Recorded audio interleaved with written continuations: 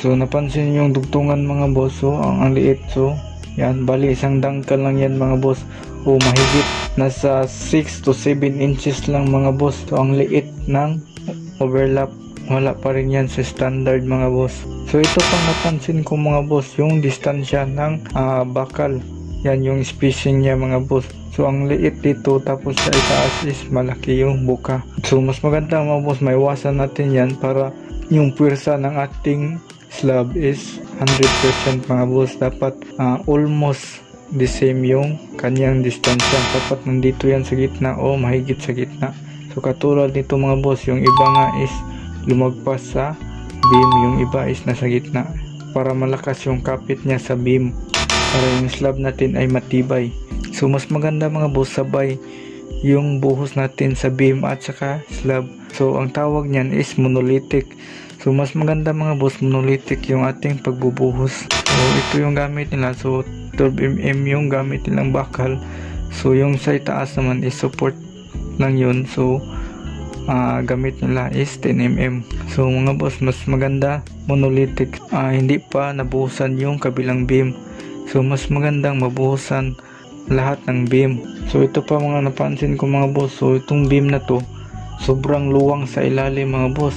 Bali ang kapal ng beam na to, distansya ko nasa mga 5 inches mga sir. Yan, 5 to 4 inches lamang mga sir. So ang liit nito mga sir, luwang sa ilalim. So maluwang sa ilalim mga sir.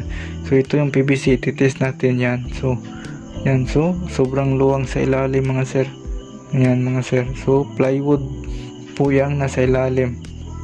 So magkasing pareho lang sa bakal yung luwang at saka taas ng bakal, at hindi pa nasa gitna yung bakal mo. So sobrang luwang dito sa gilid, dapat nasa gitna yung bakal ng yung biga.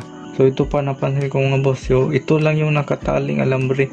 So yung iba ay hindi nila tinalian. Okay din naman kasi nakapatong yung ating slab sa beam. So mas maganda pa rin talian natin yan. Ito pa napansin ko mga sir, yung mga bend nya.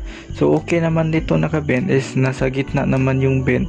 So okay lang at mataas, at nakapatong pa ito sa biga yung bakal mga sir. So okay yan mga sir. Itong unlike sa dito sa kabila ay nasa ilalim ng biga. So mas maganda nito mga sir, yung bend na to is naka vertical position, hindi naka horizontal.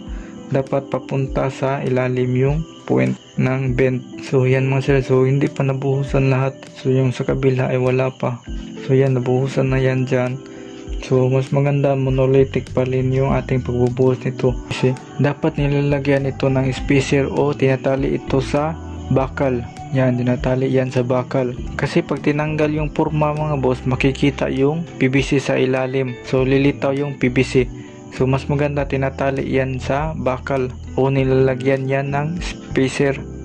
Ito na mga boss, naglalagay na sila ng mga plywood mga boss. So yung mga beam na yan mga boss, napansin nyo ay buo nang nabuhusan. So yan. So pero advice ko sa inyo mga boss, pag nag-slab kayo, dapat monolithic yung buhos nyo. Monolithic, ibig sabihin ng monolithic ay buo yung buhusan. So hindi pwede nauna yung beam. So dapat sabay ang buhusan nito. So dapat sabay buhusan yung beam at saka slab. So yan yung monolithic. Yan yung mga advice ng mga engineer mga boss, monolithic yung pagbubuhos. Pero depende na yan sa mga gumagawa mga boss. So dito sa kanila, yung ginawa nila ay naglalagay sila ng mga dowel sa beam mga boss. Yan. So yan yung abang sa second floor mga boss para sa slab. At yung gamit nilang plywood mga boss ay 1/4.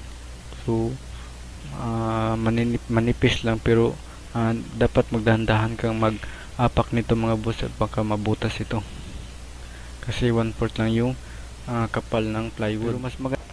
So pansinin niyo yung guhit na pula na yan.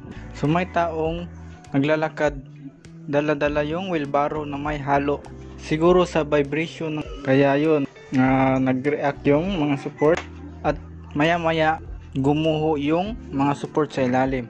So bakit nga ba nangyari ito? So sa sobrang bigat ng karga sa itaas mga boss, tapos nakaslant pa yung mga support, So, balik muna tayo. So, sa bandang dito, nakaslan yung mga support. So, double story shattering. So, sa baba naman is nakaslan din. Napansin yung kahoy ay putol. Hindi mula sa lupa hanggang sa itaas.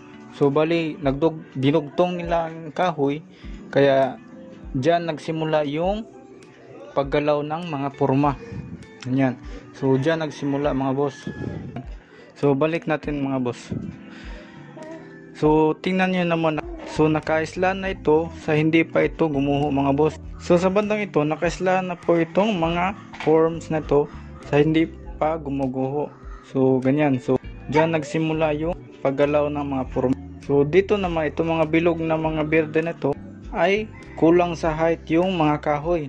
So, kaya ginawa nila is pinagdugtong nila at yung iba ay pinatong sa isang hollow block. Ganyan. So, big mistake po yan mga boss. So, yung mga bilog na yan ay mga weak yan o walang puwersa yan dyan banda. So, kailangan talaga tayo may structural design tayo mga boss. Habang basa pa yung concrete mga boss, hindi niya pa kaya buhatin yung sarili niya. So, nagre-rely siya sa mga support na ating nilalagay sa ibaba. Kaya dapat nasa standard yung ating mga support sa ilalim mga boss. So, para maiwasan natin yung pagguho mga boss katulad nito. So, next itong mga naka-slant na mga poste.